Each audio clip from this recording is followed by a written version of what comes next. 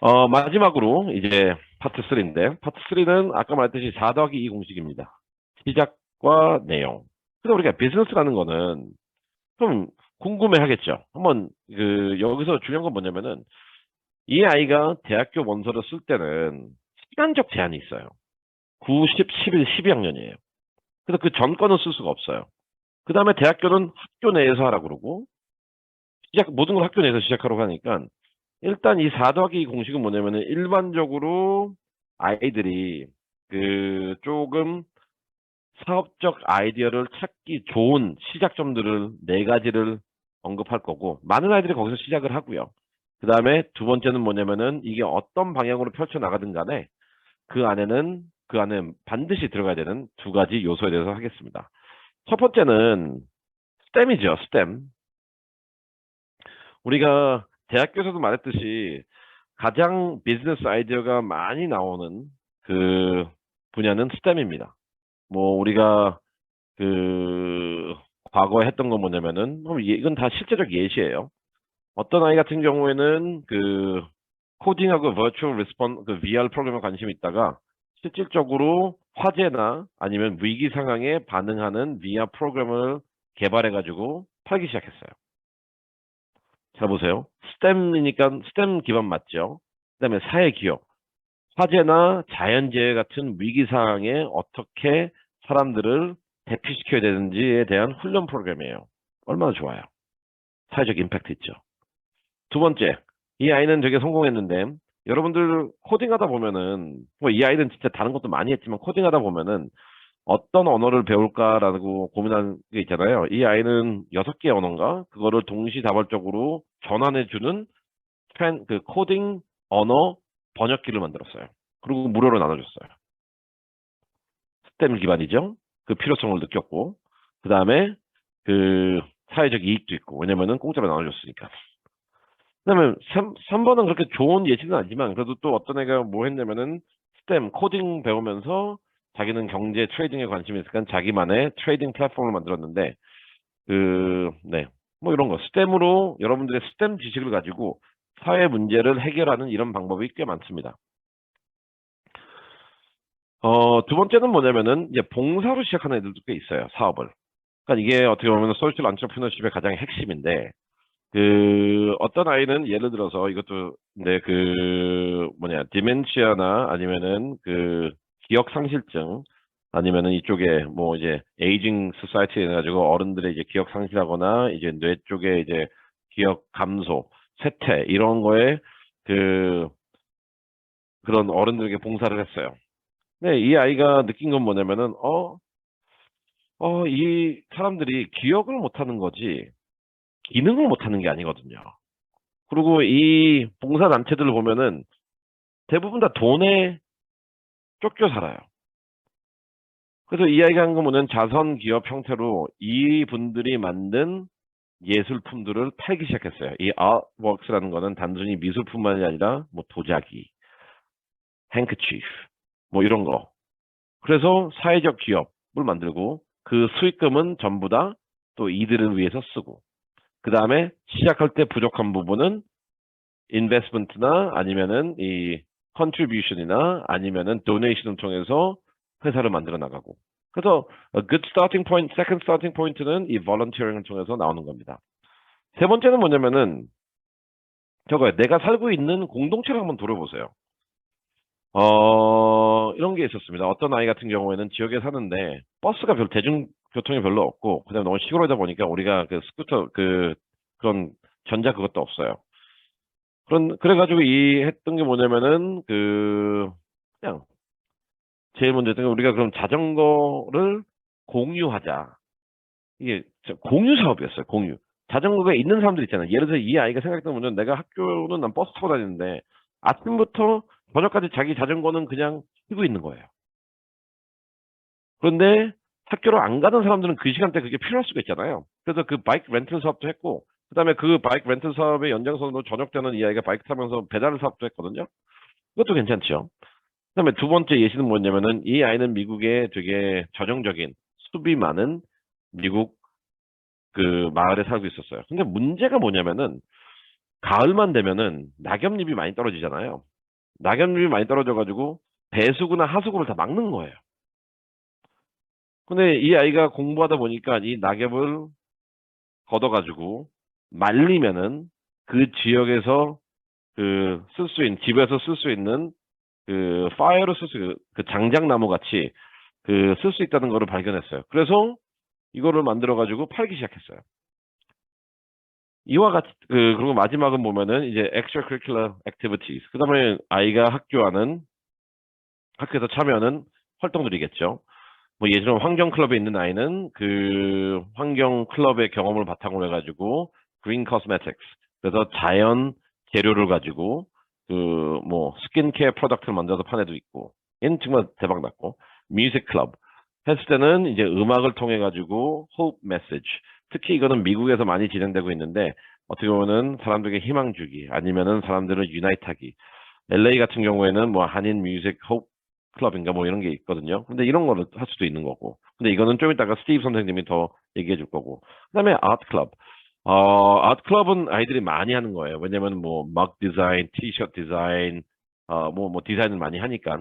그래서 우리가 이 예시들을 보면은 비즈니스라는 거는 그렇게 멀리 있는 게 아니에요. 그리고 미국 대학교에서도 그렇게 멀리 있는 내용을 원하지도 않아요. 왜냐면은 지금 예시들 네 개를 다 보면은 하나는 내 과학적 지식, 하나는 봉사로 통해서 문제 해결이 되는 거, 하나는 내가 살고 있는 공동체에서 발견되는 문제들, 하나는 내가 하는 활동들을 통해 가지고 발견되는 아이디어들. 그래서 비즈니스 미국 대학교에서 원하는 그 임팩트라는 건 뭐냐면은 우리가 흔히 말하는 아무도 안 하는 그걸 하는 게 아니라 내 주변에 내가 갖고 있는 지식으로 내 주변에 있는 문제를 어떻게 해결할 수 있냐, 그 능력이 있냐 없냐를 제일 많이 보거든요. 예를 들어서 몇몇 대학교 같은 경우에는 우리가 원서를 냈을 때 단순히 커먼앱에 있는 메인 그 서플리멘털 에세이뿐만 아니라 그 뭐라고 해야 되냐, 그 비즈니스 스페시픽 그 에세이를 내야 돼요. 근데 공통적으로 거의 대부분 학교 물어보는 건 뭐냐면은 너가 살고 있는 공동체에서 비즈니스 모델로 해결할 수 있는 문제에 대해서 서술하시오 해요. 즉 너가 갖고 있는 공동체를 분석해 가지고 어떤 비즈니스 모델이 여기 도입되면은 이 공동체의 문제를 해결할 수 있겠니? 그렇게 대학교들이 물어보고 있는데 왜 이상하게 대회만 나가고 왜 쓸데없이 회사만 만들려고 그러고, 네, 왜 나한테 맞지도 않은 그 인턴십 옷을 입으려고 하는지 저는 잘 모르겠습니다. 그래서 어떻게 보면 이게 그 가장 그 중요한 네 가지 시작점이고, 만약 비즈니스를 하고 싶다면은 적어도 이 넷 중에서 두 가지 측면에서 앞으로 남은 시간 동안 비즈니스 아이디를 만들어 가지고 엑스큐트 시키세요. 그런데 우리가 이런 걸 했을 때 보여야 되는 거, 첫 번째, 문제 해결 능력이죠. 문제 해결 능력은, 글쎄 이거는 어떻게 보면은 되게 중요한 게, 이 스텝으로 할게요. 일단, 먼저 문제 해결 능력을 보는 이유는 뭐냐면은, 이 대학교들은 이 아이가 성장하고 성인이 되고 사회 나가면 많은 문제에 직면한다는 걸 알고 있어요. 그렇기 때문에 과거에 이 아이는 어떻게 문제에 대응했는지 그걸 알고 싶어 하는 거거든요. 그렇게 그래서 문제 해결하려면은 제일 중요한 건 뭐냐면은 먼저 세상에 나가서 그 환경에 exposure가 있어야 되죠. 그래서 제일 먼저 중요한 거. 문제 해결 능력의 시작점은 어딘가 소속돼 있어야 돼요. 맨날 집에만 있으면은 문제 해결 안 되잖아요. 그래서 그 소속력이 중요하고, 두 번째는 뭐냐면은 이거를 문제를 발견한 다음에는 그 문제를 해결하기 위해서 지식과 실력이 필요하잖아요. 이 acquisition of knowledge and skills는 모든 영역에 해당되거든요. 그리고 이거는 제가 이제 토요일 날 한 이제 그 활동에서 좀 더 제가 더 구체적으로 할 겁니다. 하지만 이러한 지식 획득이 필요하고, 그 다음에 결과. 결과는 뭐냐면은 내가 무엇을 해결했다가 결과 토지 아니라 나의 행동으로 인해 가지고 내 공동체는 어떻게 이득을 받는가. 거길로 가야 됩니다. 그쪽으로. 네. 그래서 요런 문제 해결 능력이고, 그 다음에 이제 마지막 슬라이드인데 이 부분이 좀 중요한 것 같아요. 어, 그러면 제가 여기서 vigilance to changing trends. 여기 보는 사람들 중에서 vigilance가 뭔지 모르는 사람이 많을 텐데 이건 예민한 거예요. 이걸 알 수 있냐? 아까도 말했듯이 그 경영학이라는 거는 변화에 되게 예민해요. 그리고 변화에 항상 반응해요. 그러면 이 changing trend, 우리가 그러면은 그 해야 되는 것 중에 하나가, 네, 누가 들었네요. 그, 우리가 그 보여야 되는 실력 중에 우리가 뭐 해야 되는 것 중에, 죄송합니다. 좀 디스트랙트 돼가지고, 우리가 해야 되는 것 중에 하나가 뭐냐면은, 앞으로 우리가 그 집중해야 되는, 아니면 적어도 알고 있어야 될 그 트렌드들, 즉 대학교들이 지금 유심히 보고 있는 트렌드들이 뭔지 한번 보겠습니다. 첫 번째는 뭐냐면은, 우리가 이 내러티브를 해야 되겠죠. 포스트 팬데믹. 예를 들어서 우리가 블랙 데스 이후에는 그 인더스트리얼라이즈 공업화가 이루어졌어요. 산업화가. 그러면 코로나19가 이제 코비드 19이 이제 끝났잖아요. 그러면은 이후의 세대에 대해서 고민하는 흔적을 좀 보겠다는 학교들이 많이 있고 지금, 그리고 이에 대해서 글도 많이 나오고 있어요. 글이 많이 나온다는 거는 그 분야가 지금 문제라는 거고 핫하다는 거잖아요. 그런다면은 대학교들도 거기에 반응하겠죠. 그다음에 이 부분이 저는 되게 중요하다고 생각을 하는데, 요 내용은 제 아이디어는 아닙니다. 근 한 2주 동안 제가 요쪽 그 AI하고 제가 그냥 궁금했어요. AI하고 디지털 세대의 차이는 뭔가. 그래서 책을 한 세네 권 읽었는데 이런 표현을 많이 쓰더라고요. 디지털 네이티브스 to AI 네이티브스. 디지털 네이티브 같은 경우는 아이들이 뭐 이제 인스타그램이나 페이스북이나 뭐 틱톡이나 아니면은 워츠업이나 이런 식으로 되게 짧게 급하게 자기를 알리는 세대였잖아요. 그리고 정보를 찾는 세대, 정보를 생각하는 세대가 아니었어요. 근데 지금은 어디로 변하고 있냐면 AI는 정보 찾을 필요도 없어요. 왜냐면 다 찾아주니까. 그럼 여기서 이제 AI 네이티브는 이 아이들은 과연 어떠한 실력을 갖고 있어야 되는지. 이 AI 네이티브, AI 제너레이션이라는 단어는 지금 슬슬 많은 경영대학교 어나운스먼트에 올라오고 있어요. 물론 디지털 네이티브처럼 비교하진 않지만 AI 제너레이션, AI 네이티브 요거는 많이 등장하는 언어이기 때문에 여러분들이 한번 고민해 봐야 됩니다.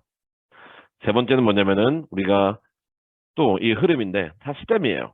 기계에서 자동화됐고 또 AI로 갔잖아요. 그래서 여러분들이 어떤 사업 아이디어를 했을 때 기계 중심적인 건 좀 시대착오적인 거고 오토메이션은 벌써 진행되고 있고, 그러면 AI, Artificial Intelligence가 비즈니스는 사회 문제를 해결함에 있어서 어떻게 도움이 될까? 그것도 한번 고민해 봐야 되겠죠. 그런데 이러한 흐름에서 핵심은 뭐냐면은 인간이라는 거예요. 우리가 기계가 진화될수록 인간은 위협을 느끼잖아요. 하지만 위협받을 건 없어요. 왜냐면은 기계는 우리를 위해서 존재해야 되니까. 그리고 대학교들이나 사회 또한 이러한 기술적인 발전이 단순히 기술에만 포커스가 되어 있는 게 아니라 인류, 인간 이쪽에 집중해가지고 관심을 갖고 있는 아이들에게 관심이 많다라고 또 말하고 있습니다. 그러면은 여러분들이 스템 쪽 지식도 필요하지만 리서치 대회 같은 경우에는 스템과 뭐 윤리, 스템과 뭐 인간의 가치, 뭐 이런 철학적인 흔적도 많이 해야 되겠죠. 그다음에 4번은 뭐냐면은 지금 많은 나라들이 무슨 비전 해가지고 차세대 에너지 이쪽으로 많이 가고 있는데 이건 단순히 자연 친화적인 게 아니라 그 단계는 지났어요. 이제 재생에너지와 그린 디벨롭먼트라는 키워드를 가지고 또 경영 사회가 많이 발전될 거기 때문에 이 부분에서도 한번 고민해 주시기 바라고, 리뉴얼 에너지 쪽에서 마지막은 또 대부분 말하는 데이터 애널리틱스. 데이터 애널리틱스나 그 이 분석은 예전부터 많이 나왔지만 요새 조금 화두되는 게 뭐냐면요. 또한 프라이버시예요. 그러니까 왜냐면은 간혹가다 몇몇 대학교들은 이 데이터와 그 데이터를 분석함에 있어서 인간의 기능, 인간의 위협 이런 것도 가끔씩 물어보거든요. 그래서 여러분들이 이제 비즈니스를 했을 때 이거는 뭐 스텝 얘기가 좀 많이 나왔는데, 그래서 아까 제가 맨 처음 했던 거, 이 변화하는 풀 자체가 스템에 위주로 돼 있고 그냥 주제는 스tem이면 우리는 경영으로 접근하면 되니까요. 하지만 요 5개적인 내용이 어떻게 보면은 지금 대학교들이 슬슬 많이 쓰는 그러한 질문들이거든요. 그러면은 경영학과 자체가 이러한 변화에 가장 민감한 단과대학교다 보니까 이쪽 부분에 지원하고자 하는 아이들은 이러한 5가지 현상 안에서 경영이란 지식을 가지고 사회적 문제를 이러한 측면에서 어떻게 해결해야 될지 고민하는 게 반드시 필요하다고 생각합니다. 네, 여기까지는 일단 제가 How to get into top business school이라는 차원에서 세 파트로 나눠서 얘기를 드렸고요.